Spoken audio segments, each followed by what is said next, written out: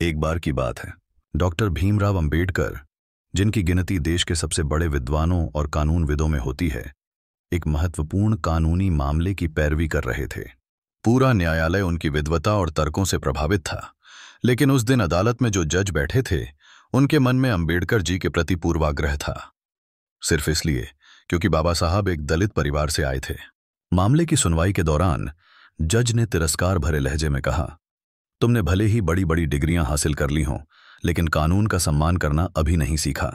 सभी लोग कोर्टरूम में सन्न रह गए। यह बात किसी और ने नहीं, देश के संविधान निर्माता से कही गई थी।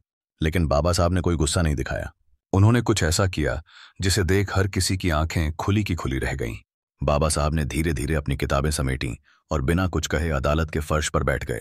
सब हैरान थे, जज खुद स्तब्ध।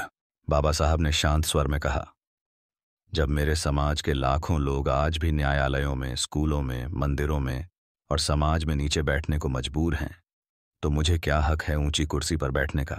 जब तक कानून सबके साथ न्याय नहीं करता, तब तक मेरे लिए इसका सम्मान अधूरा है। इस एक वाक्य ने जैसे न्यायालय की दीवारों को भी झकझोर दिया। जज की आंखों में पश्चाताप था।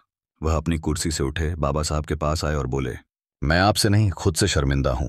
असली अपराधी हम हैं, जिन्होंने सदियों तक एक वर्ग को नीचे बैठने पर मजबूर किया।